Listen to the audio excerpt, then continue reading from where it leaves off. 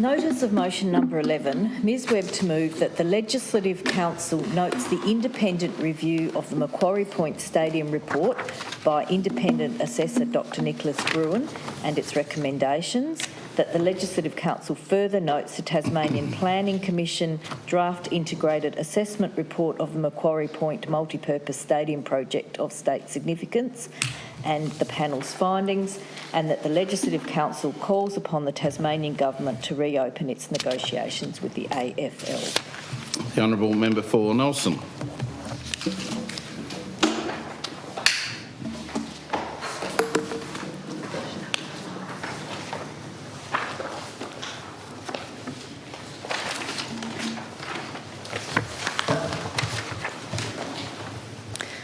Thank you, Mr President. I rise to speak to motion number 11 on the notice paper tabled in my name.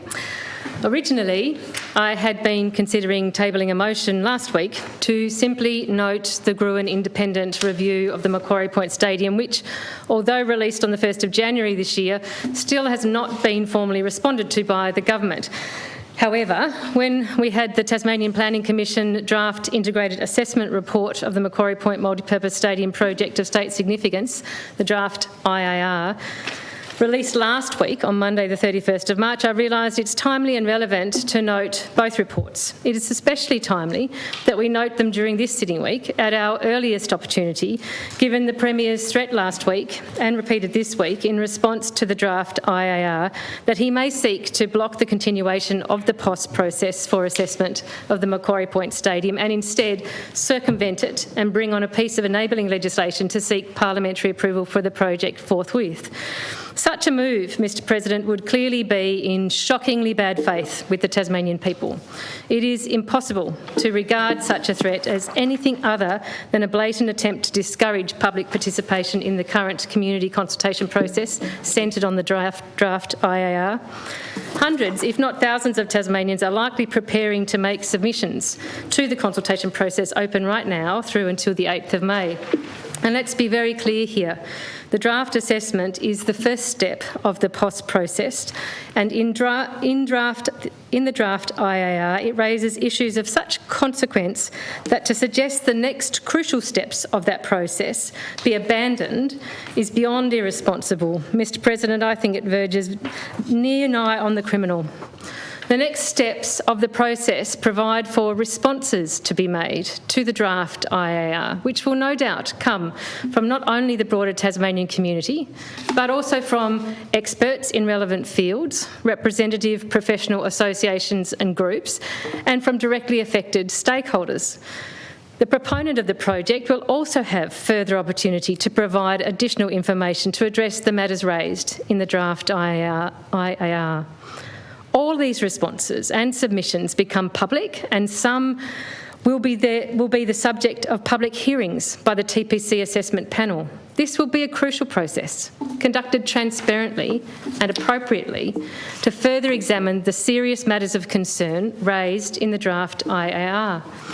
If this process is cut off, Mr President, and blocked at this point by the Rockcliffe government, it will be a clear message that this government is not interested in solving the problems that are indicated in the POS report, that it discounts the relevance or seriousness of those issues and is prepared to thwart the process designed to seek further information and expert information to accountably consider if and how those issues may be addressed.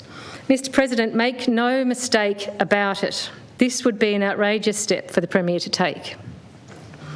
Having said that, this Premier has demonstrated throughout this whole saga a propensity to act in autocratic, secretive and unethical ways, in my view. This is the Premier who promised in the other place back in 2022 that the team would not be contingent on a stadium, that they would be separate matters altogether. That's what he said to us. That's what he said in the other place. And the misleading, unaccountable behaviour has only progressed from that point, Mr President. Mr President, Premier Jeremy Rockcliffe is the one who has, at every step along the way, risked killing our dream for the Tasmanian Devils team.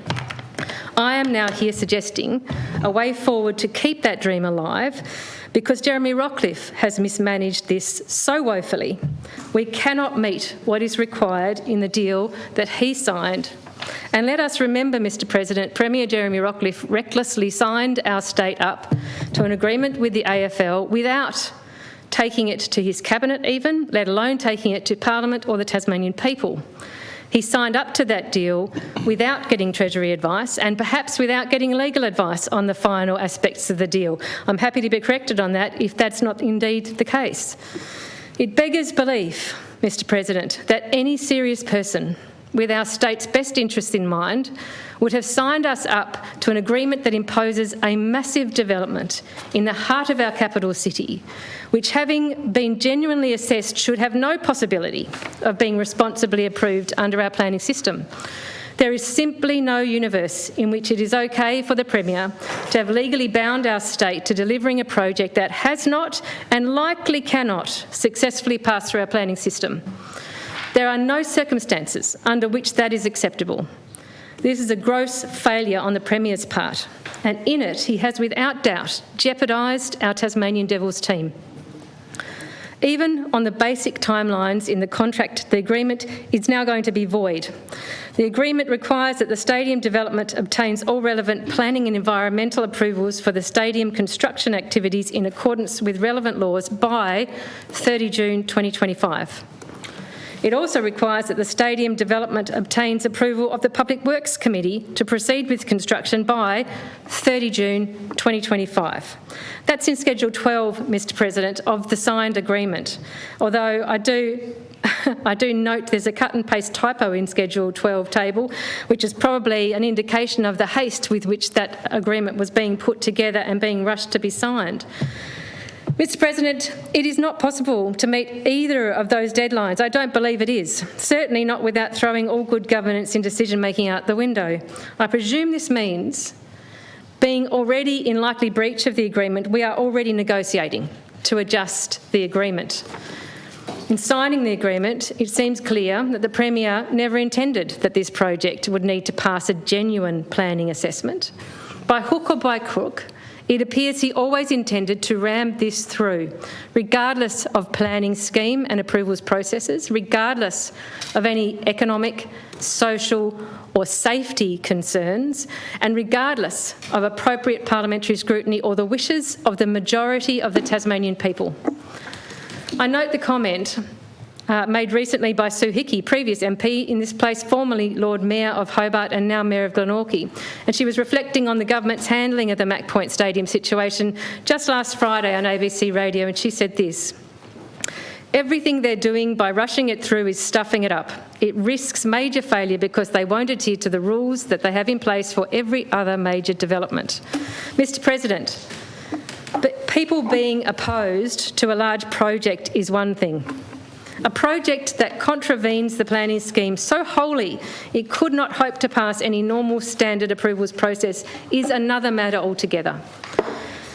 As Mr Nicholas Gruen says in his report, Tasmania deserves an AFL team and must have it at the right cost, but not at any cost.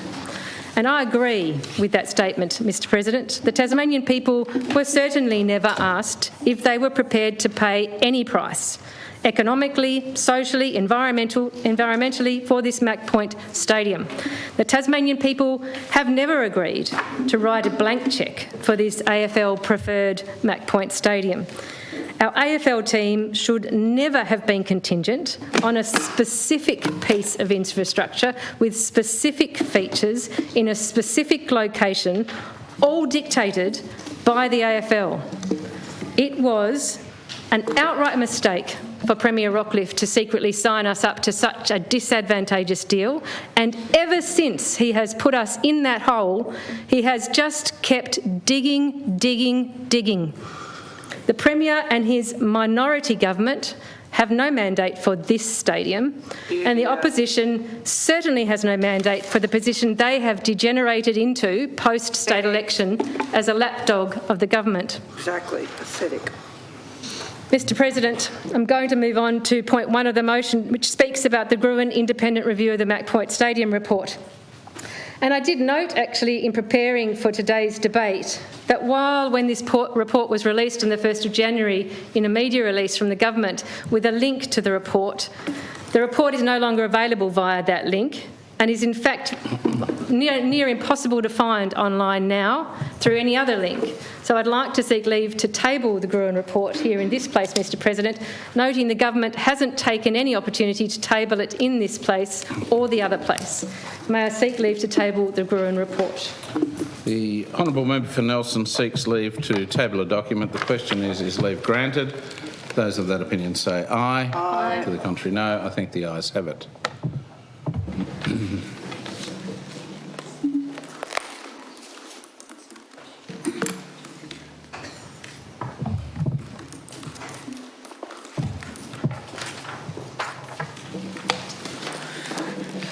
It says everything, Mr President, that report has been disappeared by the government.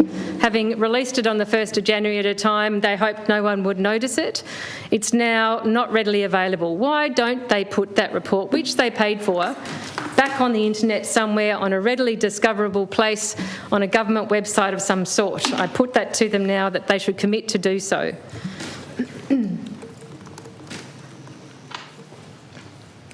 Mr President, point 1 of the motion that we have to consider today asks that we note the independent review of the Macquarie Point Stadium report by independent assessor Dr Nicholas Gruen, dated 1st of January this year, publicly released on the 3rd of January.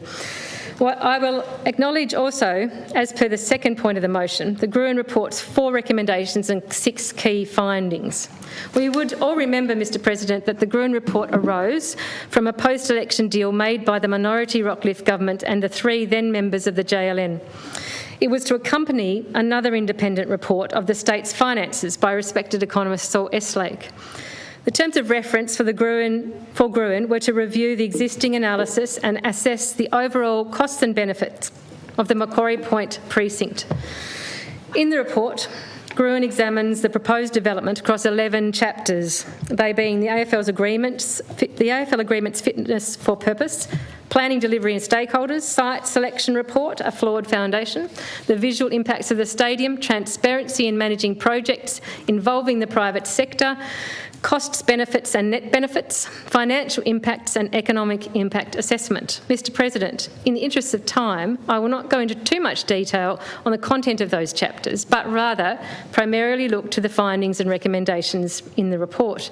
Although I do note that in the overview section of the report, Gruen makes his overarching views of the stadium project very clear when he says the following: the central conclusion of this review is that the projected costs associated with the stadium at the Macquarie Point multipurpose precinct have been significantly understated. At the same time, the benefits have been overstated. Accordingly, the projected benefit-cost ratio has been significantly overstated. The project is already displaying the hallmarks of mismanagement, with much of that mismanagement stemming from the officials' attempts to deliver the project within the Tasmanian Government's commitment to limiting the stadium's impact on state debt to $375 million. This commitment cannot be met. Substantial costs can be avoided simply by not proceeding with the stadium and seeking to renegotiate the establishment of an Tasmanian AFL team on more reasonable terms in the future. I emphasise that, Mr President. He points to the opportunity to renegotiate at this point, given the unrealistic likelihood that we can deliver on this outcome without detriment to our state. And Gruen does then warn that any renegotiation should not be done without further recourse to the Tasmanian community, and I would certainly agree with that, Mr President. The author of the report then goes on to point out the central deficiencies of the current process that has been undertaken to date, and he points to 4 things: a hasty process with analysis that is hasty, partial and crafted to support conclusions already made. The second one is a minimal effective consultation. Community consultation was meagre, which means important non-economic costs of the Mac Point site have not been properly assessed and incorporated in analysis. The third deficiency he points to is inadequate and over-optimistic cost-benefit analysis, including taking little or no account of the opportunity cost of the site.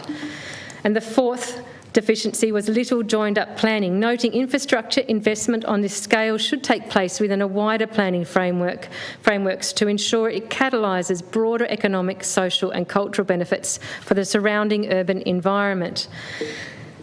That noted for context, Mr President, I think they are all things that we will hear echoed when we talk further about the more recent report released last week. And now I'll move on to the findings of the Gruen report, of which there were 6. The first finding was that the agreement between the AFL and the Tasmanian Government is overspecified and imposes needless costs and restraints on the realisation of a Tasmanian team. These costs and restraints are contributing significantly to the poor cost-benefit ratio of the proposed Macquarie Point Stadium.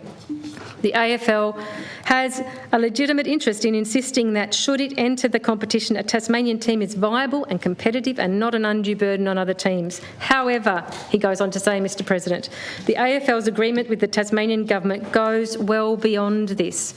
It contains terms that are of marginal significance for the AFL but which impose substantial costs on all Tasmanians. These include the site on which the stadium is located, the speed with which the stadium is completed, and whether or not it has a roof, or not. Goes on to say, whatever its preferences, the AFL should have no strong interest in these matters and they should be left to the Tasmanian community. The AFL's core interest of ensuring the Tasmanian team is financially viable can be directly protected by the Tasmanian Government committing to ongoing subsidies should agreed financial metrics not be met. And indeed, Mr President, we are signed up to ongoing potential financial support anyway. The second finding from the Gruen report speaks about the agreement setting an unrealistic timeline for the project. He says this is particularly the case for the first 2 stages of the process, project definition, particularly site selection, and full design specification. Yet taking the time to get these 2 stages right is the ultimate precondition for minimising the risk of cost overruns and efficiently delivering the costly construction stage of the project.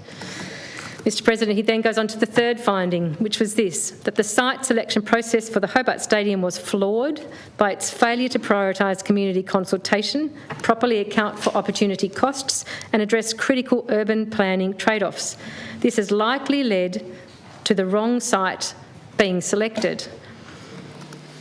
Mr President, the fourth finding from the Gruen report, the government's current $775 million estimate of the stadium's cost significantly understates the true expected cost. Based on our analysis of the current stadium proposal and project scope, we estimate the total project cost will exceed this amount by $321 million, bringing the total cost to over $1 billion. Fifth finding in the Gruen report, Mr President, notwithstanding the details above, the government continues to insist that the fiscal cap of $375 million can be met. This is already having 2 adverse effects which will intensify over time. The official reporting on the progress of the project is not candid. This undermines the community's trust in the process. Various means are being used to disguise the true cost of the project. Their impact is escalating over time. And then, Mr President, he speaks to the other adverse effect, which will intensify over time, which was this. In addition to impairing the probity of the project, disguising its true cost is also a driver of mismanagement.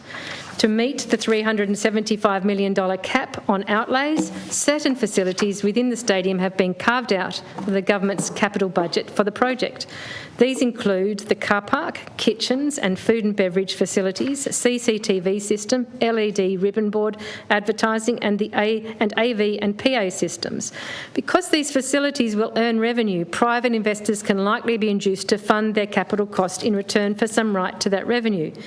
While such partnerships should be explored, the motive to do so should always be to optimise the net benefits from the project for Tasmania. Here, the motive is simply to move these costs off the government's books. This lowers capital costs to the government, but it is likely to do so only by lowering the stadium's capacity to generate revenue by a greater amount measured in net present value terms.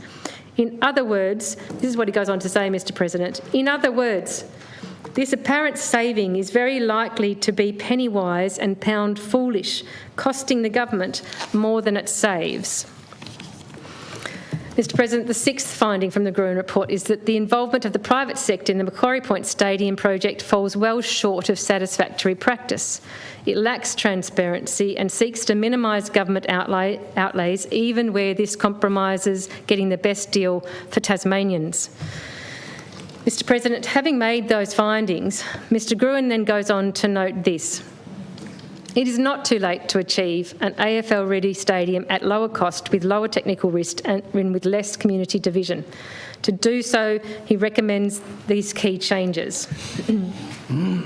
First of those key changes that he recommends is that should a new stadium be built, the timeline to do so needs to be extended. The current stadium timetable will drive needless risk to construction costs and is precluding necessary debate about alternative stadium proposals. The government should negotiate with the AFL to extend the deadline to complete the stadium build, with the Tassie Devils playing games at the Ninja Stadium and Utah Stadium for a longer transition period. This is about renegotiation, Mr President. He goes on to say, given the circumstances, I think it would be unreasonable for the AFL not to agree to extend the time frame by, say, 4 years without penalty. Even in the absence of the appropriate goodwill from the AFL, the existing agreement provides that Tasmania can buy more time by paying a penalty of $4.5 million per year in the event of its stadium not being ready by the time of the deadline agreed. Mr President, the second recommendation he makes is this. Planning for the stadium should be joined up with the broader plan for the future of Hobart. It is insufficient to plan for the Macquarie Point precinct site alone. To realise the full benefits of stadium investment, a plan for Greater Hobart should be developed addressing how the stadium will interact with and support the city's future urban environment, including surrounding community and green spaces, historic sites, ports, transport infrastructure, tourism, events and housing. This should be underpinned by the development of a shared vision for the future economic, social and cultural characteristics of the Greater Hobart area, which today is absent. Thirdly, he goes on to say the government should provide an itemised and candid reanalysis of the amount the stadium will cost the government. This report should be done now and co-signed by the Auditor-General, with the process being repeated regularly. This is an absolute call for transparency, Mr President, recognising that there has not been candid transparency to date from the government, a damning finding from an independent analysis of what's occurred thus far. The fourth recommendation here, Mr President, is the delivery of the stadium and all its component parts should be driven solely by optimising its value for money for the Tasmanian community. Any commitment to cap the government's capital contribution compromises this goal and could force the adoption of inefficient public-private partnerships. All arrangements for partnerships with the private sector should only proceed consistently with the principles set out in the National PPP policy and guidelines, including the use of a realistic public sector comparator. In addition to this mechanism being self-administered by government officers, it should be overseen by someone independently appointed and reporting to Parliament. This recommendation has micro and macro aspects. A, the decisions to bring in private funding for any capital expenditure on facilities of the stadium should not proceed except according to the safeguards above. And B, the government should introduce competitive tension between projects by committing to consider alternative unsolicited stadium proposals. Mr President, the Gruen report could not be more clear. The AFL deal runs roughshod over the best interests of the Tasmanian people. Having signed us up to an unnecessarily detrimental deal, the Rockcliffe government are now having to mislead Tasmanians and mismanage this project in an attempt to try and save face and keep the deception on the viability of this AFL-dictated stadium going as long as possible. Digging that hole, Mr President. But it is categorically clear the wrong site has been chosen and the cost will inevitably blow out massively. None of this are things that shouldn't be able to be renegotiated. Mr President, the Gruen report confirms that the way forward must be through renegotiation. and resetting the basis of the AFL deal. He suggests the timeline should be extended. Any stadium development should be underpinned by the development of a shared vision for the future economic, social and cultural characteristics of the Greater Hobart area. The government should tell the truth about the real cost of the stadium development, and that should be confirmed independently by our Auditor-General. The delivery of the stadium and all its component parts should be driven solely by optimising its value for money to the Tasmanian community. Mr. President, I'm surprised that we haven't had the government have the guts to provide a response to the Gruen report after 4 months. Are you surprised? But are you really surprised? I'm disappointed, perhaps, is a more accurate descriptor, Member for Hobart. And actually, I think the whole Tasmanian community would feel such disappointment, because if the government believes that the way they are progressing this project is defensible, they would have come out at some point in the last 4 months to provide an open and honest response to this report fully, to explain why, if they're not going to take these suggested courses of action, why not, and what they're going to do instead to deliver on the intent of these recommendations, the transparency that they're calling for, the accountability and the better outcomes for the people of Tasmania. Mr. President, I'm going to move on to part 4 of the motion, which asks us to consider the panel's findings, the TPC panel's findings, presented in the draft IAR. The motion lists a number of matters, A to J. However, Mr. President, this is not an exhaustive list of the matters raised in the draft IAR. I will speak to the findings listed in the motion, and I'll also point to some further matters that I find extremely concerning on reading this report. To begin with, I would also note that a couple of general matters relating to the draft IAR. Firstly, Mr. President, the panel considers that the scope of the project includes the stadium itself and also related infrastructure and services necessary to support the operation of the stadium and which are convenient for the implementation of the project. And those include development associated with landscaping and movement of pedestrians and emergency management vehicles, development of transport infrastructure associated with the Northern Access Road and Bus Plaza, and the use and development of transport infrastructure including pedestrian, active transport, traffic management around Evans Street, Hunter Street, Davey Street and Franklin Wharf. And secondly, Mr. President, as members would have noted when reading it, again and again, on topic after topic in the interim assessment report, it is identified that not enough information has been provided by the proponents to allow a proper assessment to be made. This, Mr. President, is highly concerning to read in this report. It indicates that either the proponent, the Macquarie Point Development Corporation on behalf of the government, is deliberately withholding information from the TPC panel undertaking the integrated assessment, or it does not have the relevant information, analysis, data, etc. to provide to the panel. And quite frankly, Mr. President, both of those situations are entirely unacceptable. This development is not someone knocking up a shed in the backyard. This is the most consequential development in the heart of our capital city that is ever likely to be proposed. To think that in the formal planning system approval process, there is either active withholding and deception from the proponent or an amateurish dearth of preparatory planning, analysis and design work that has been done to date, it is quite frankly scary. To be fair, Mr. President, though, to the Macquarie Point Development Corporation as proponent, they were, to speak colloquially, completely dropped in it by the Rockcliffe government. They have been burdened from the start with the thankless and nigh well impossible task of retrofitting all planning, analysis and design work to the demanded outcome, rather than the location and design of a stadium being arrived at through a credible, evidence-based, appropriately consulted process. The draft IAR has certainly badly exposed the vulnerabilities of this reverse engineering approach. Mr. President, on the matter of economic effects, which points A, B, C and D of the motion refer to, the draft IAR highlights a number of key areas of concern.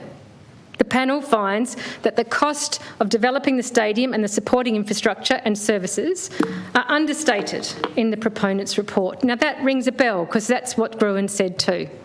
The panel also concludes that the estimated benefits of the project are overvalued in the proponent's report. Again, echoes what the other independent report said, Mr. President. They go on to say there are downside risks to the panel's current estimates that are yet to be quantified. And if all costs and benefits were able to be better quantified, the panel believes the excess of costs over benefits would in fact be greater than what they have arrived at in this report. Mr. President, the panel finds that under its central scenario, construction of the project would require the state to borrow or otherwise finance at the same or greater cost, approximately $992 million. At the end of 10 years of operation, the additional debt directly associated with the project's construction and operation would be approximately $1.86 billion. The state's debt servicing costs are estimated to be $76 million higher per annum over the first 10 years of operation than would be the case if the project was not constructed. Over this period, the state's cash deficit is estimated to be $87 million per annum higher. Mr. President, overall, while the proponent's economic analysis shows the operation of the project would result in between 203 and 238 FTE jobs on an ongoing basis, this is what the panel finds, that's a relatively small benefit for an investment of this magnitude and would be less if the same quantum of public funds were invested in a project with a positive benefit-cost ratio. Less than if the same quantum of public funds was invested in a project with a positive benefit-cost ratio. We could spend the same money on a better project, would deliver more jobs, Mr. President. And speaking of benefit-cost ratios, the panel's estimated BCR in the central case that it presents is 0.53. And it stands between the proponent's estimate of 0.69 and Dr. Gruen's estimate of 0.44. That is, all three studies show a BCR below the required level of 1. In addition to the public financing of its construction, the stadium is projected to operate at a cash loss. Other things being equal, the resulting higher state deficit would need to be funded at some stage in the future through either increasing revenue or reducing services. That's the impact of this project, Mr. President. Increasing revenue through taxation or reducing services.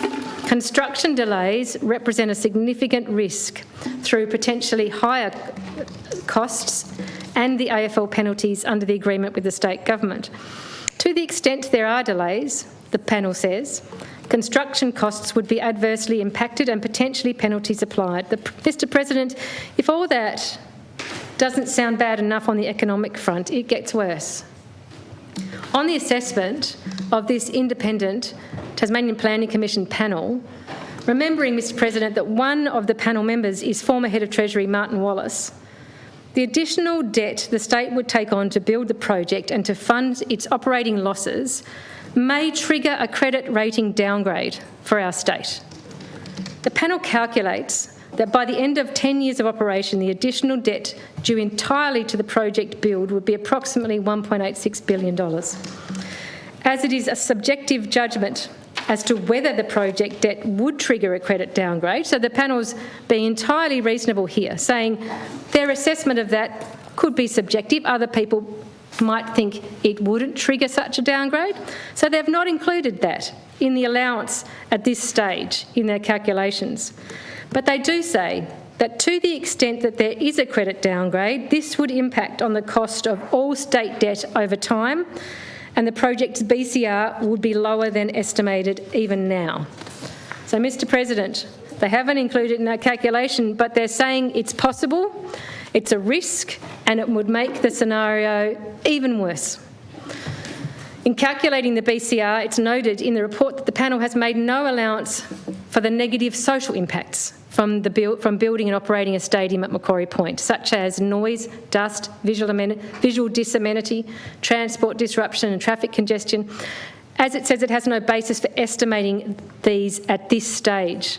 They recognise there will be social impacts, negative social impacts across those areas. They can't calculate it right now, but they do say this: to the extent that those negative social impacts are significant, the BCR for the project would be lower. Mr. President, they also say this: as outlined in the report, the POS guidelines for the project required a comparison for the economic impact of the project with that of an alternative investment utilising a similar value of public funds. The reason for this is that any sizable public expenditure would have a significant economic impact, and the relevant question is whether and by how much an investment in this project, would provide an additional economic stimulus compared to an alternative application of the same funds. The report clearly states, Mr. President, the panel considers that the construction and operation of the project would not generate a net economic benefit to Tasmania compared to an alternative public investment of the same financial magnitude. It doesn't stack up, Mr. President. If we're going to be spending $1 billion of Tasmanian taxpayers' money, this doesn't stack up as the best way to spend it. During the operation phase of the stadium, the marginal increase in output, employment and income are low for the level of public investment proposed. These economic impacts would be higher, the report says, if the stadium operated profitably and delivered a return on investment, which is not the case, it states. Mr. President, moving on to social and community issues in the IAR. Overall, the panel finds the project has some potential positive effect in relation to health, community engagement and sports diplomacy. However, sustained investment would be required, and it is noted that some benefits may arise independently of the development of the project. It says this: the project's positive social and cultural effects rely primarily on the establishment of the Devils team and their entry into the AFL, AFLW and associated investments in the sports ecosystem rather than the physical establishment of a stadium. The panel notes that while there may be some positive social, economic impacts in state, city and city branding, tourism and trade, achieving these positive impacts would require ongoing Tasmanian Government funding in order to attract high-quality events, and these benefits are not solely dependent on the stadium.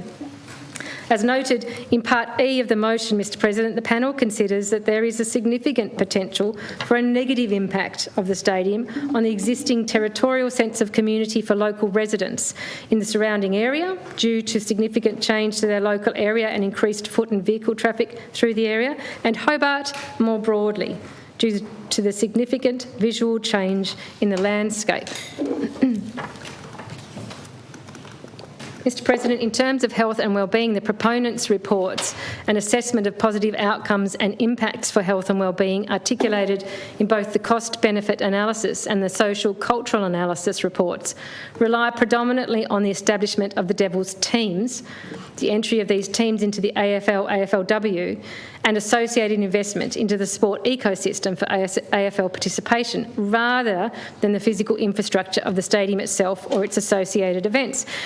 The report says this, Mr. President: the panel considers that there is little to no empirical evidence that a stadium and the events it hosts lead to increases in sports participation or associated physical and mental health benefits. As noted in Part F of the motion, the panel considers that there is some evidence of a potential positive impact on the sense of community and associated sense of wellbeing due to the establishment of the Tasmanian AFL teams and their associated member and fan engagement and communities. The panel, however, considers that these would be realised regardless of a stadium being built, although the panel notes that the establishment of these teams is contingent on the stadium being built under the terms of the current agreement with the AFL. It says the health benefits presented by the proponent in the above-mentioned reports with regard to increased participation in AFL are arguably overstated. Again, they relate to the team rather than the stadium. Mr. President, there is very limited evidence the report says, of a positive trickle-down or inspiration effect from watching elite sport at a stadium to greater participation in sports. Multiple research articles from 2002 to 2021 across the globe found that there is no evidence supporting the concept that elite sport increases physical activity or sports participation in the general population. These impacts on social wellbeing are just as likely to occur in other settings, e.g., it goes on to say, watching the game at the pub with friends and via online fan communities as they are in person in the stadium itself. Mr President, moving on to the area of urban form planning in the report. Overall, as noted in parts G and H of the motion, the panel finds that it is unlikely that any stadium development within Sullivan's Cove could comply with the established planning principles for the area, regardless of design details. The panel considers that the size of the stadium is disproportionate to Hobart's small scale and would be contrary to Hobart's visual values, which consist of natural topography, established built form, and urban detail and expression. These visual values are an important aspect to the Tasmanian tourism economy and form an important part of Hobart's visual identity and sense of place. The panel considers that the proposed stadium form contradicts several key strategic planning principles and strategies for Sullivan's Cove and Central Hobart. Mr President, the panel then notes that the strategic urban design principles for Sullivan's Cove are well established and specific and remain relevant as guidance to the continued development of the area. Mr President, these urban design principles are what every proponent of any other development in the Sullivan's Cove area have to comply with to preserve the valued character of our capital city. Strategic planning principles for the development of Hobart, and in particular the Sullivan's Cove area, have been developed over an extended period for specific reasons relating to the unique qualities of the landscape and historical pattern of development. These principles derive from people's understanding of the places, their history, and their meanings and associations. The report notes the values these planning principles seek to protect are an important aspect of the Tasmanian tourism economy. They form an important part of our sense of place. Mr President, Heritage Tasmania staff provided advice and comments related to the heritage setting of the surrounding area as a part of the consultation process for the preparation of this draft IAR, and concluded that the stadium would have significant visual impacts on the setting of some heritage places in the vicinity. Commenting on the project design, the panel considers that the size and scale of the stadium would have a significant impact on the visual experience and spatial identity of Sullivan's Cove. The panel finds that the proposed interfaces with the port area, Timtamilli Mananya, Derwent River, and the Queen's Domain are all characterised by a lack of integration or connection. Mr President. Relevant to Part J of the motion, the panel considers the stadium's built form footprint in the context of the size of the site means that the majority of the site's available space is occupied by the stadium structure and its associated elements. And then it goes on to say this, Mr President. Due to lack of remaining space around the stadium structure, the panel considers that activation of the public realm around the stadium would be difficult and would contribute to significant issues, including challenges to access and egress, comfortable pedestrian flow, and opportunities for rest and respite. The residual space and its limitations would not allow the creation of an activated mixed-use precinct and would minimise the potential to achieve a public realm area for enjoyment out of event mode.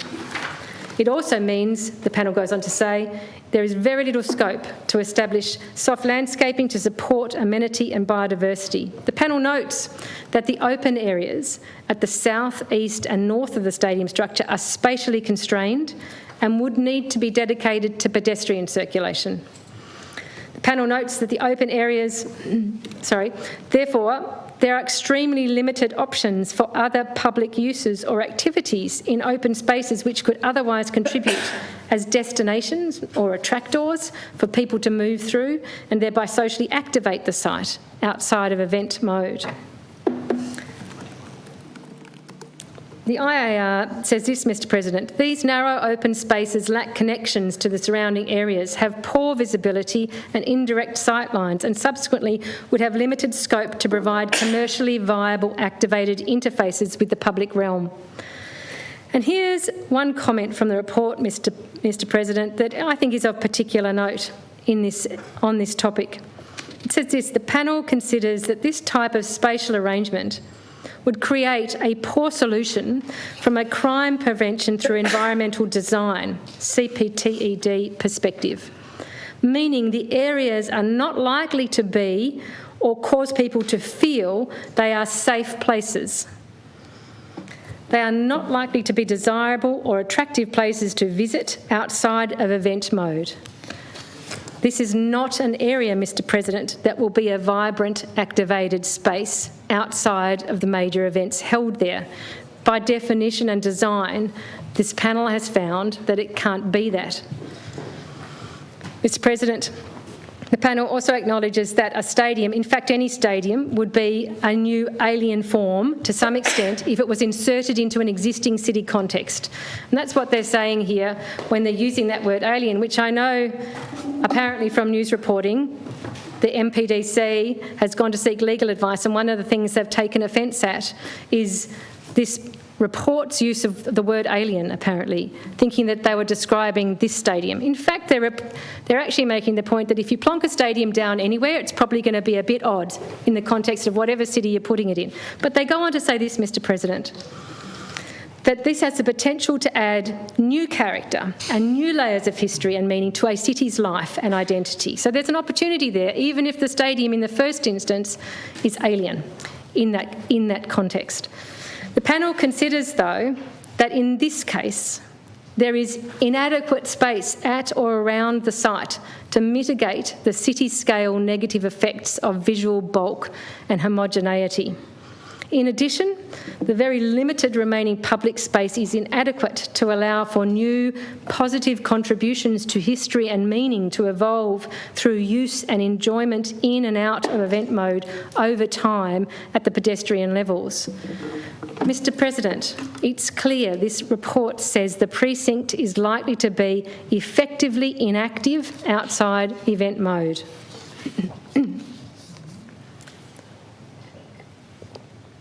Mr President, overall, the panel finds that the project would have significant negative effects on the values of places, buildings and activities of historic cultural heritage significance and community significance. The panel considers that the scale of the stadium would dwarf historic heritage elements and diminish their presence in our city. The story that they tell of Hobart's historic development and their prominence as physical landmarks in the landscape. These historic places and buildings hold value to the community and are an important aspect of Tasmanian tourism economy. Mr President, we know there's been much discussion in relation to the impact of the Mack Point Stadium on the cenotaph. As noted in Part I of the motion, the independent TPC panel considers that the built form of the stadium would have a significant detrimental effect on the visual amenity of the cenotaph and the way it is understood and experienced. These are currently informed by its prominent elevated headland position, sense of space and expansive views to and from its site. The panel considers that the height, form, bulk and proximity of the stadium building would cause it to be highly intrusive and physically dominating against the cenotaph monument and surrounding landscape, and would diminish the prominence and primacy of the monument. This would affect how users experience and understand the space, the panel tell us. Further, the panel considers that both the proposed built form and the use of the stadium building would have a significant detrimental effect on the historical, cultural heritage and community values of the cenotaph. And Mr President, a finding that I think is of crucial importance, the panel does not consider that these effects on the cenotaph arising from the scale, height, form, bulk, use and proximity of the stadium building could be resolved by design details applied to the proposed stadium building or by the scheduling of stadium events to avoid specific ceremonial activities at the cenotaph. Mr President, It could not be clearer in this report that detrimental effects on the cenotaph will be irreconcilable and permanent. Mr. President, the panel considers that the built form of the stadium has significant negative effects on the settings of the buildings on Hunter Street, specifically the heritage-listed Henry Jones and Co IXL Jam Factory buildings, including those buildings currently used as University of Tasmania Centre for the Arts. The Hunter Street streetscape is an iconic location in Hobart which defines the waterfront skyline and has significant value to both locals and visitors. The panel considers the social and aesthetic significance of the Hunter Street buildings is adversely impacted by the stadium form. The panel also considers that the built form of the stadium has significant negative effects on the setting and appreciation of the Royal Engineers building. The panel considers that the built form of the stadium has some impact on the wider settings of Victoria and Constitution Docks due to its dominating presence. Mr. President, the panel considers that the stadium roof contributes materially to the negative effects on the historic cultural heritage significance of the listed places, and that any changes that increase the height and bulk of the roof would exacerbate the effects. And here's something that needs to be said clearly. The panel considers that the proposed design details are not sufficient to ameliorate the effects of the stadium's built form on the historic cultural heritage significance of surrounding places. You can't fix it with design elements on the current design. The panel considers that due to the size, height and bulk of the building which are required to facilitate its intended use, these effects cannot be satisfactorily resolved. Mr. President, in the IAR, the panel notes a separate assessment under the Aboriginal Heritage Act 1975 would be undertaken if a permit is granted for the project through the project estate significance process. However, they also note that consideration of Aboriginal heritage is still an important part of the integrated assessment for the project that the panel is undertaking to ensure it's capable of being cited to avoid significant negative effects on Aboriginal heritage and cultural values. The development of the Northern Access Road for the project would involve works within this registered Aboriginal heritage site that may affect its values, although there is currently insufficient evidence on the potential effects of the Northern Access Road for the panel to make clear findings on that point. The panel acknowledges that only Aboriginal people can truly speak to and understand the Aboriginal cultural and landscape values of the place, and therefore until feedback is provided through engagement and assessment by the Aboriginal community, the panel is unable to make findings on these issues at this point. Mr. President, the report is very clear that the size of the stadium will mean that not much else can fit at the Mac Point site. Overall, the panel, and I quote this, the panel finds that the limited space around the stadium is a major constraint in developing a genuinely active mixed-use precinct. The spaces around the stadium are constrained, visually disconnected, not easily accessible, overshadowed, and potentially subject to uncomfortable wind conditions. During operation, most spaces around the stadium would be required for access and egress. People moving in and out, Mr. President, with limited or no scope for successful activation through other uses. The panel considers that during construction and during stadium events, the project has the potential for adverse effects on the operation of the Port of Hobart, Federation Concert Hall, the Queen's Domain and surrounding uses, such as hotels and educational facilities, established events and hospitals, due primarily to increased traffic and parking demand and noise. Pedestrian movement, the report says, Mr. President, and circulation around the area would also be compromised.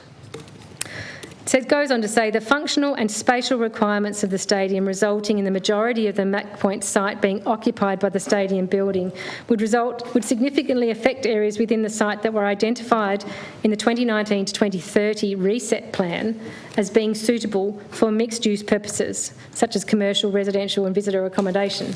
So while they've got that reset plan, Mr. President, it's actually not possible to give effect to it, given the design elements of the current project proposed, and what will instead be needed simply for space to move people in and out of the stadium.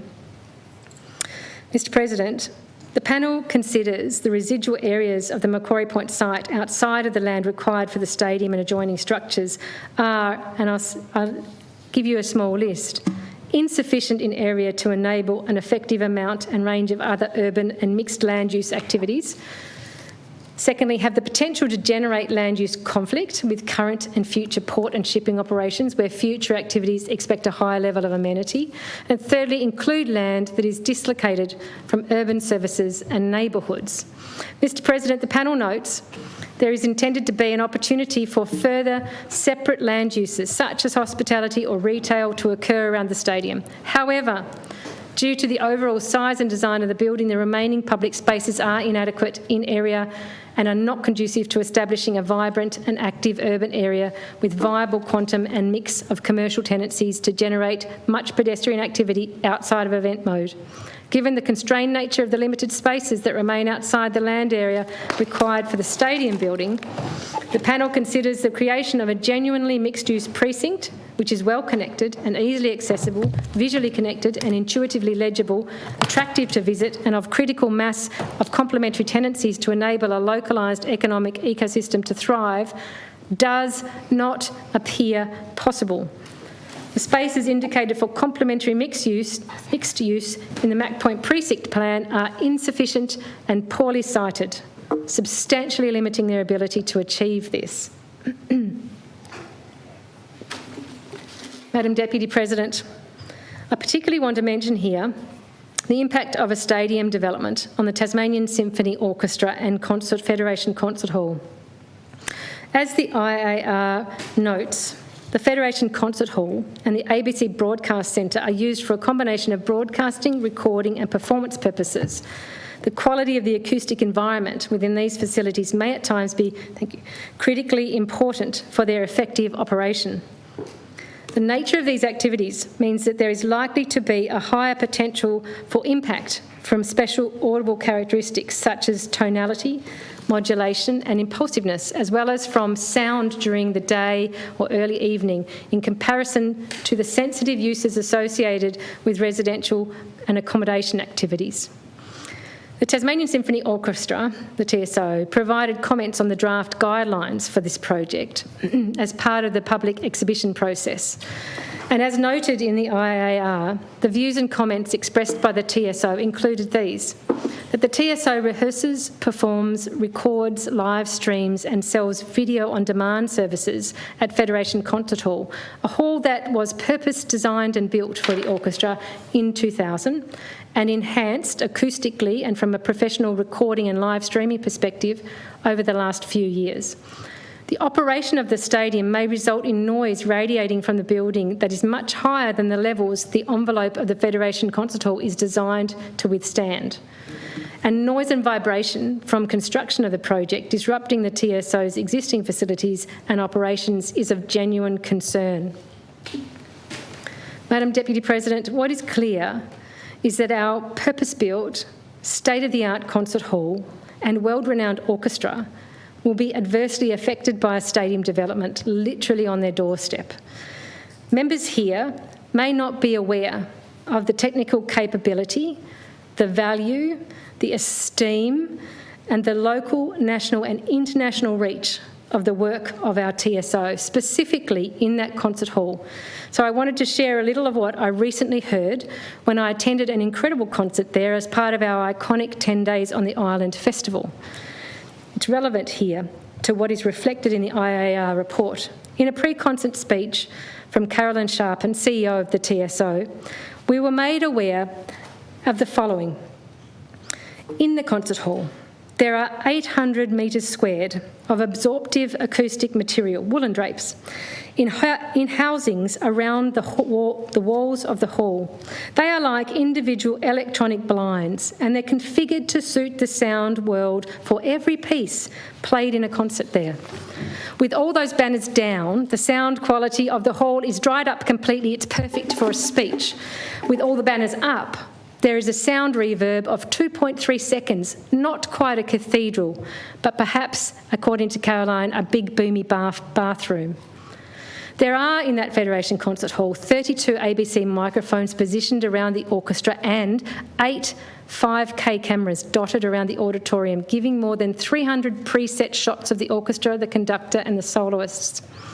The audio and video capture is run off new fibre optic cabling. All of this was installed during COVID.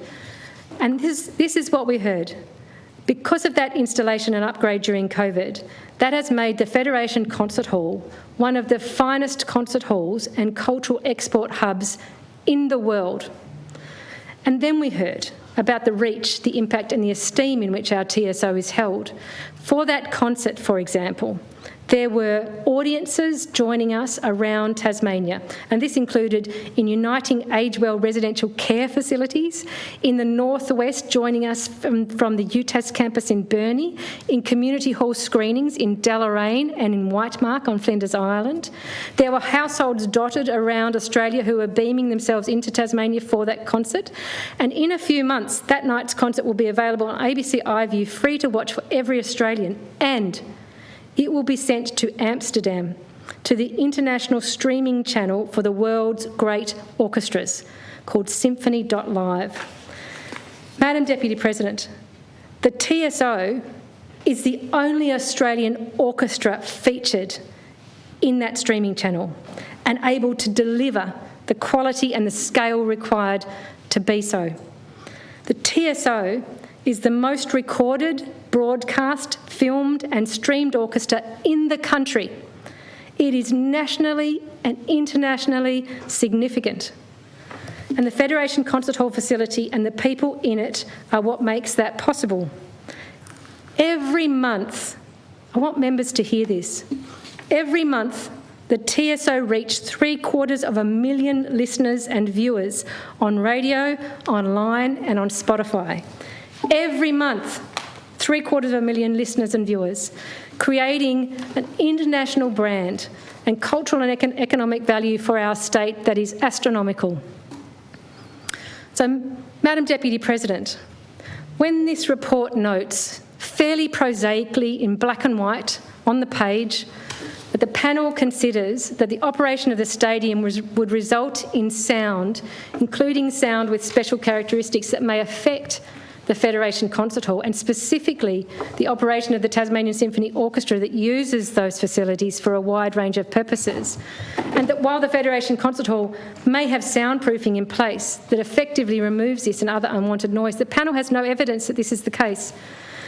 What we are reading when we see that on the page is the concern that a stadium at Mac Point will put our world-class, elite-level, prolific and internationally successful TSO at risk permanently.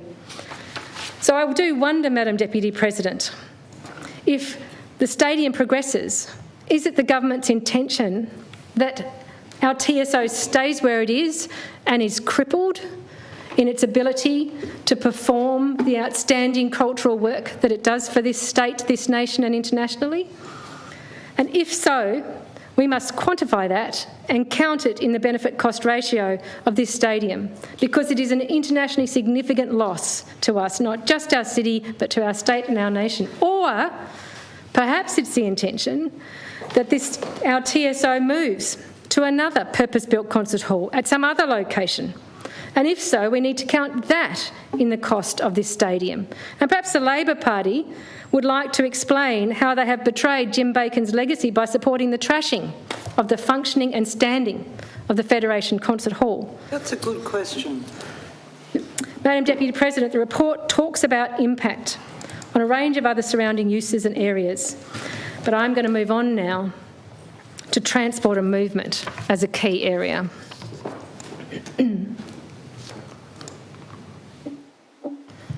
Madam Deputy President, in the draft IAR, the panel, the independent TPC panel, acknowledges that the background transport network and services in Hobart may already be constrained during construction and peak operational time periods, especially on key corridors accessing the stadium, including the Tasman Bridge, the Brooker Highway and Davey Street. The panel considers there are synergies between journeys in a transport system and some project journeys that could be reconsidered, retimed and moved to different modes to mitigate travel demand impacts are there. However, The panel considers there are no adequate public transit service provision, transport infrastructure and operational agreements have been made or are likely to be adequate for the project movements to function safely and conveniently at all times. The panel considers these project movements would thus exacerbate background movement pressures and create additional transport issues in Hobart. Pedestrian movements is a key area, Madam Deputy President. Pedestrian movement is of critical importance, and the report raises considerable issues on that front, some of which appear unresolvable. As proposed, the vast majority of people accessing the stadium would start or end their use of the stadium as pedestrians. The use and development of the stadium requires that suitable pedestrian infrastructure is in place to accommodate safe, convenient and direct pedestrian movement for the numbers of people projected to be accessing and exiting the stadium. The provision of suitable pedestrian infrastructure, including any arrangements required for its effective use, is considered to be a necessary element of the operation of the stadium and consequently part of the project. The report says the panel considers the project creates problematic pedestrian movement issues for event patrons and for the broader community. These include a range of issues with particular concerns relating to safety, capacity and convenience of pedestrian movement pathways and options following high-capacity events. The panel considers the scope of the project proposal should extend to incorporate all necessary pedestrian infrastructure and management arrangements that would enable pedestrians to move to and from the stadium in a safe and convenient manner, including beyond the immediate area of the stadium, as appropriate for the stadium to operate. The panel generally considers that pathways adjacent to roads and signalised street crossings in the area have not been designed for and lack sufficient space to enable changes to accommodate pedestrian flows associated with the stadium. The panel considers the pathway and crossings are not adequate in capacity or design to operate safely or effectively with the likely peak pedestrian movements under a range of post-event scenarios. Madam Deputy President, the panel considers the pedestrian access route proposed for the area of Davey Street between Evans and Hunter Street is particularly constrained and has the highest potential for negative effects on pedestrian safety and convenience.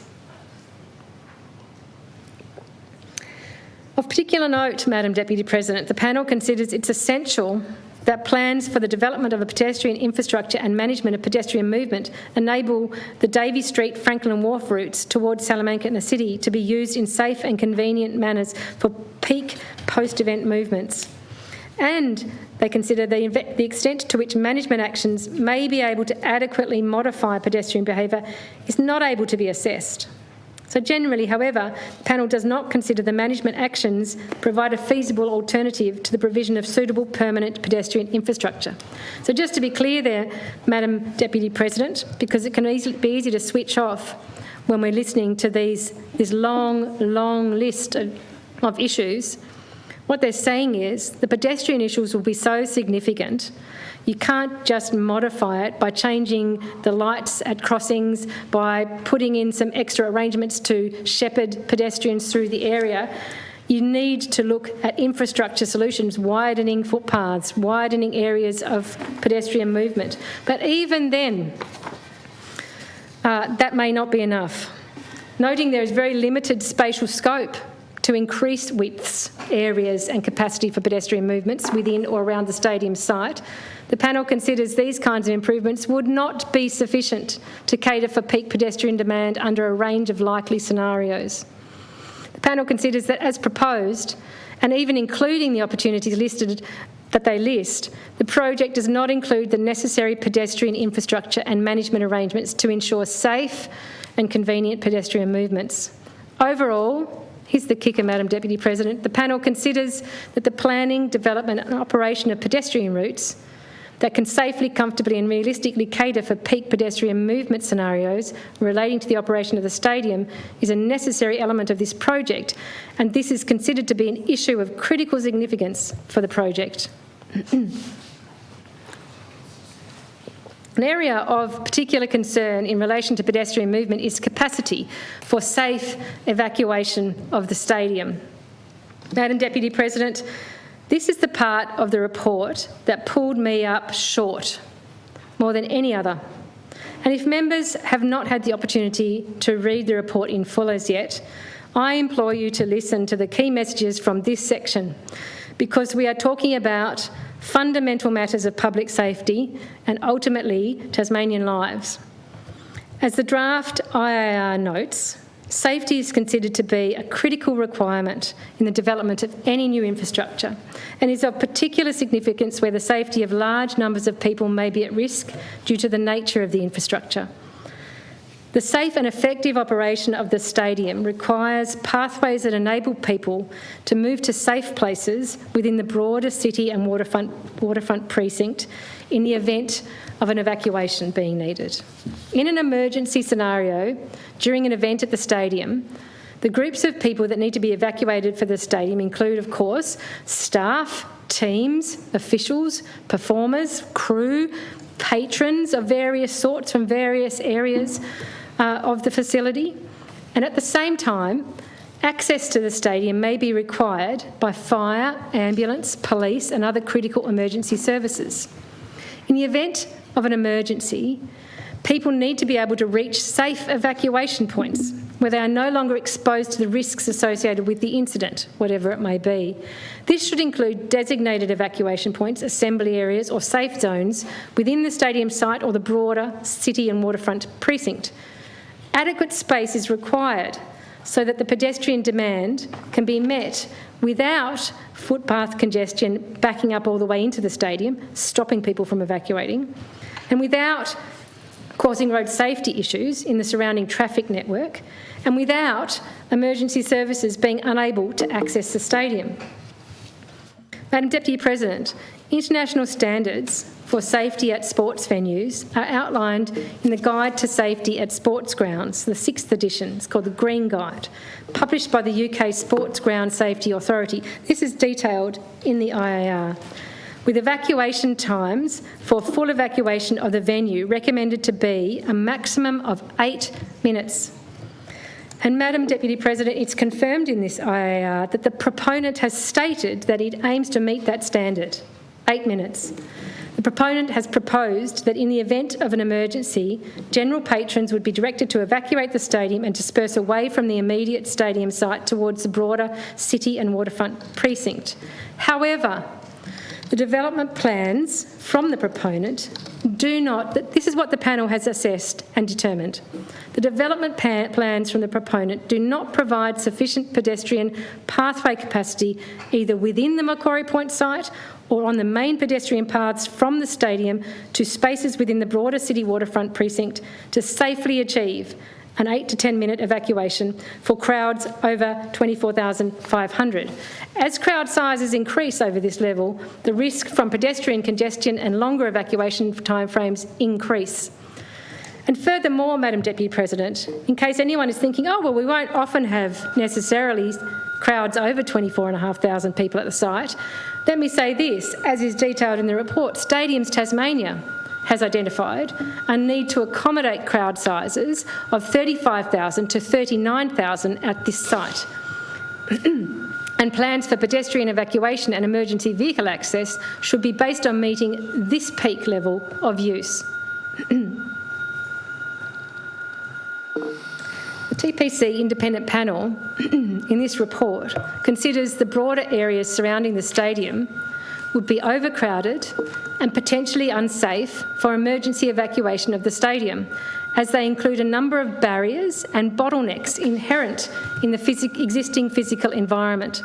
These barriers and bottlenecks create pinch points that limit pedestrian capacity and flows, conflict with emergency vehicle routes, and would result in unsafe levels of congestion and likely unsafe behaviour by evacuating pedestrians and/or conflicts with other vehicular traffic. Madam Deputy President, let's be really clear here. We have to evacuate in 8 to 10 minutes up to 39,000 people out of the stadium. And what this says is there are so many impediments in the way that the flow of people going out would be interrupted and people would start to panic. And that would then add to the whole emergency situation and the risk to people's lives. The report goes on to say, for these pedestrian pinch points to be mitigated effectively or avoided, The design of pedestrian and emergency vehicle routes, including the location and width of these routes, would need to cater for a range of peak crowd scenarios. And I'll just make this point. The panel considers the design and provision of suitable routes and pathways cannot be replaced by combination traffic management and evacuation procedures. They can't manage with the existing facilities there for those routes and pathways. They actually need to change the physical infrastructure to even start to get the right kind of physical environment for evacuation to be possible. Within the area immediately surrounding the stadium, the panel considers the development plans from the proponent do not provide sufficient pedestrian pathway capacity within the Mac Point site or from the stadium to spaces within the broader waterfront city precinct to safely achieve an 8 to 10 minute evacuation for crowds over 24,500. They say this, areas surrounding the stadium building and in the broader precinct would be overcrowded and potentially unsafe for emergency evacuation of the stadium within that 8 to 10 minutes for any event over 24,500 people, unless substantially wider pedestrian evacuation paths are provided and there is effective mitigation of pedestrian pinch points through design, supplemented by emergency evacuation procedures and traffic management. Madam Deputy President, this is a matter of critical importance. I do not believe any MP could throw their unconditional support behind this stadium project at this site while safety issues of this magnitude hang over it. There should be no way a project of this size and consequence should be approved under our planning system with what appears to be an unresolvable issue with emergency evacuation. That would be an approval that would put Tasmanian lives and, in fact, visitors' lives at risk. And Madam Deputy President, if the government or the proponent are suggesting that this is resolvable, it will have significant impact on the design of the space because it will require opening up much more pedestrian pathway capacity for people to move through the space, which will cut out many other elements that have been suggested for the surrounding areas of the stadium. And it would also require substantial redevelopment of footpaths, etc., in the broader precinct and surrounding areas to provide much greater movement of pedestrians there, which is questionable in terms of practicality and cost, and certainly adds to the overall costs of the project. If these serious evacuation concerns cannot be resolved to a degree that independent experts certify as appropriate, it should represent a hard no on this project. Madam Deputy President, there are so many more areas that are covered in this independent report, this independent TPC panel report, that are of critical importance when it comes to the viability of this project. But in the interest of time, I'm not going to go through all of them in detail. I trust that members here will have read this report and made themselves well aware of the breadth of these matters covered. I also trust members have noted the fact that many concerns and issues identified in the report are not readily resolvable, and any resolution options generally involve significant further costs, which are not yet factored in to the BCR of the project and the debt profile it presents to our state. I'm going to briefly mention in a quick fashion some of those further areas without going into detail. The panel considers that the event bus concept proposed is not capable of achieving the aspirational mode share target, nor could it be operated as intended. The panel does not consider that, in terms of transport system effects, the panel does not consider that these mode share targets are achievable that are presented in the project. The panel considers, however, that any increase in traffic volume on the network will make it more difficult for incident response plans to be effective. There's a whole range of traffic issues discussed, Madam Deputy President. Parking. The panel considered it's likely there would be more stadium event patrons completing their journey by private vehicle than they have anticipated, and parking than anticipated by the proponent, which is likely to exacerbate the pedestrian movement issues. Overall, the panel finds that the limited understanding of the current contamination conditions of the site and the consequent uncertainty on contamination and disposal requirements are likely to affect the cost and timeframes of the project. This is under a broader heading of environmental effects. Contamination is one. Construction noise is mentioned as adversely affecting the amenity of adjacent land users. Operational noise and lighting is mentioned as impacting on adjacent residential amenity, particularly during nighttime events. Stormwater released from the site would not achieve water quality targets, and the effect of the release on the marine ecology remains unknown. It's not demonstrated. The piped stormwater system does not have the capacity to manage runoff from flood events, and the potential contribution of the project to flood events remains unknown. Wind comfort levels for sitting and strolling at key waiting areas such as the entrances and the bus plaza are expected to be generally poor. The EPA, Madam Deputy President, provided a detailed discussion of issues and potential risks consistent with the panel's findings. The EPA considers that the preliminary nature of the proponents' reports invalidated some conclusion statements, assessment findings and the appropriateness of the proposed management measures identified in those reports.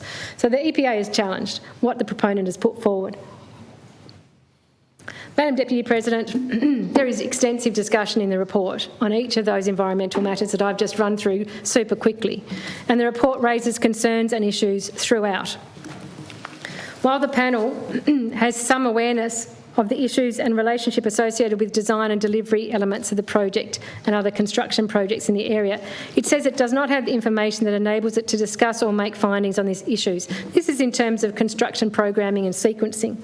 And the panel notes that the uncertainty of the construction program and staging poses significant time and cost risks to the delivery of the project. Another unknown, not presented with enough information to make that assessment. Madam Deputy President, the final matter in the report I want to mention is in the section titled Ministerial Direction Matters and relates to the consistency with the Mac Point Precinct Plan. The Ministerial Direction, dated the 16th of October 2024, requires the Commission's integrated assessment to include specific consideration of a number of matters, including to specifically consider the extent to which the proposed project is consistent with and supports the urban renewal of Macquarie Point site, as defined in the Macquarie Point Development Corporations Act of 2012, as provided for in the Mac Point Precinct Plan, prepared by the Macquarie Point Development Corporation, established under Section 5 of that Act. The panel states that based on its consideration of issues in this report, it considers the project would not be consistent with some of the stated urban renewal principles of the precinct plan, and it goes on to list those. The panel considers that the project would not support or promote integrated urban renewal of the site. This is categorical, Madam Deputy President. This is not an urban renewal project that is being presented to us here. This is not what the Commonwealth believes it is funding as an urban renewal project. The panel has assessed that we cannot regard it as such.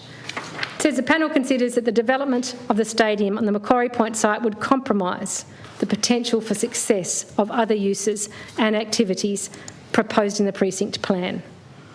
The Ministerial Direction asked them to assess it, and boy did they assess it, Madam Deputy President, and it came out with a big fat fail. In order to improve the functional and safe operation of the stadium, the panel considers buildings within the Antarctic Facilities Zone and the complementary integrated mixed-use zone would not be able to be constructed. It appears the design of the bus plaza submitted by the proponent already impinges on the area set aside for the Antarctic Facilities Zone. While the precinct plan does not propose buildings on the western side of the site, there is an area there set aside for the Aboriginal culturally informed zone.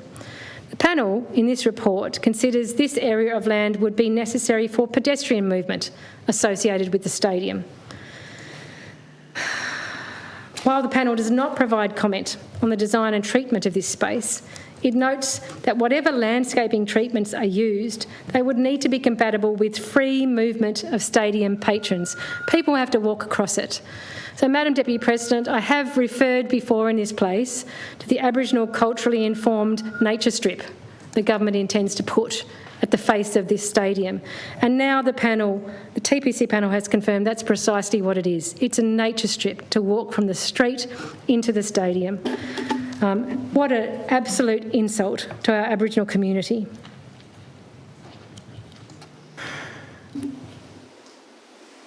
panel says that the requirement to allow for the movement of patrons across this area may affect the achievement of the stated aims of the precinct plan for the area to be a meaningful space to the Tasmanian Aboriginal community. Overall, the panel considers that in order to improve functionality and safety of the proposed stadium design, additional dedicated space around the stadium building would be required, and therefore the panel considers the project would be incompatible with the achievement of the other objectives of the precinct plan. The stadium kills the precinct plan, Madam Deputy President. That's what the TPC independent panel tells us. The precinct plan is a goner. And finally, here's the kicker. The panel notes, however, that the additional space that would be gained by not developing other elements of the precinct plan would not be sufficient to resolve all the issues with the stadium's operation. So even when we throw the precinct plan out the window and get rid of all those other uses that were planned for the site, all the urban renewal ideas that were in place for that site, even when we ditch them all to help facilitate the operation of the stadium, it's still not enough to resolve the issues that are there with this stadium's operation on the assessment of this independent TPC panel. It's just utterly gobsmacking, Madam Deputy President, that anybody in this place, in this building, could be throwing their thoughtless support behind this without recognising the seriousness of the issues being raised in this report. Madam Deputy President, the final point of my motion today calls on the Tasmanian Government, in order to secure the ongoing future of Tasmania's AFL team, to seek to reopen negotiation with the AFL regarding the location and construction timeframe of any associated stadium. As Gruen notes in his overview on page 3 of his report, and I quote, "I expect that the government and the AFL believe they have been acting in good faith to deliver a big project despite the inevitable naysayers, but their haste has undermined the prospects to minimise costs and maximise benefits, and for different parties to craft constructive and well-informed compromises. The decision to locate the stadium at Macquarie Point is already dividing some of the AFL's core constituencies, veterans, Indigenous Australians and heartland football supporters in Tasmania. This is creating needless reputational risk for the AFL." End of quote. And Mr. Gruen, or Dr. Gruen, explores this reputational risk for the AFL further on page 18 of his report. He says this, and I quote, "Reputationally, for the AFL, Tasmania's participation is potentially both high risk and high reward. The potential reward is nothing less than the destiny of Australian rules football as a national game. Despite its proud and passionate history as one of the foundation states of Australian rules football, and despite numerous eventually unsuccessful overtures to the AFL in the past, going back at least to 1987, if not before, Tasmania is the only original Australian rules state not to have a team in the AFL. If that is the prize, the risk that integrating Tasmania into the AFL is looking like being a reputationally bruising experience for the AFL, for example, in relation to military veterans and the impact on the cenotaph. As one prominent Tasmanian I consulted, Saul Eslake, observed, a Tasmanian AFL team offered something that might have been even more inspirational and unifying for Tasmanians than the establishment and success of the Jack Jumpers has been. Instead, it risks becoming another futile battle within the community of the kind that have often characterised major policy debates in Tasmania." End of quote. And further, Madam Deputy President, on page 4 of his report, Mr. Gruen puts forward an alternative path to secure the team and appropriately consider the prospect of a new stadium. He says this: "Tasmanians and all who wish to see a Tasmanian AFL team succeed need to take the time to get the stadium right. That can be done by returning to the original timetable for the stadium proposed in Tasmania's 2019 AFL Task Force report, namely that the first 5 to 7 seasons be played at UTAS and Ninda Stadium at Bellerive, while a proper process is put in place to locate, design and build a new stadium. Madam Deputy President, this is a sensible, responsible, realistic suggestion. It has merit and it should have been an excellent opportunity when it was proposed in this report and released in January, an excellent opportunity for the state government to pause and take stock. It is incredibly sad, tragic even, that the Rockcliffe government showed absolutely no inclination to be informed by this independent work and expert advice that it had commissioned and paid for. Madam Deputy President, in addition to the clear message from the Gruen report that a renegotiation is required, we now also have the TPC draft IAR. And quite frankly, I challenge any MP to properly read this report from cover to cover and not be shocked to their core at the seriousness of the issues it raises and the potential consequences of dismissing such serious concerns in a blind rush to insist on this stadium at all costs. While it cannot be denied from the issues raised in the draft IAR, what cannot be denied from those issues raised in the draft IAR is that if we are to be bullied forwards on this pathway to this stadium, what we risk is as serious as the credit rating of our state and the safety of Tasmanian lives. That is the level of irresponsibility that is being demanded by the Just Build It government and the Me Too opposition in this state. Madam Deputy President, I was not elected to bow before bullies, but to stand up for the best interests of Tasmanians and my electorate and to make sound, transparent and evidence-based decisions. I think that should be true of everyone in this chamber. On the matter of my electorate in Nelson, I note a hallmark of a bully is to use strawman arguments rather to engage in the substance of the matter. And I'd just put on the record here, I stand in support of my Nelson electorate and my positive statements on the public record, welcoming the decision to locate the Tasmania Devils High Performance Centre at the Kingborough Sports Precinct. Specifically, those comments were printed in the Kingborough Chronicle on the 26th of November last year for anybody's reference. That was an excellent outcome for the Kingborough community and, may I say, the Rosny community. I have noted comments from the Premier just this morning in the other place, attempting to cast aspersions on my commitment to the team and the High Performance Centre in Kingston. I utterly reject this. It is a desperate straw man argument to be put forward to try to diminish my stance here today. But since the Liberals have brought up the High Performance Centre, it is a perfect case study for us to refer to when it comes to this stadium debate and what I'm proposing in this motion. The location of the High Performance Centre was another matter that the AFL had made demands about. The AFL's preferred location for the High Performance Centre was Rosny. That's where they wanted it to go. That was what they had demanded. And what we have seen demonstrated by the High Performance Centre process is that clearly the demands of the AFL don't always have to win out. Our state and our communities can in fact make decisions for ourselves in our own best interests. After substantial community mobilisation against locating the High Performance Centre in Rosny Parklands, the decision changed. The AFL preference was overridden and it was decided to locate the High Performance Centre in a location that makes sense, is thoroughly supported by the local community and the broader Tasmanian community, and is able to be progressed readily through the planning system.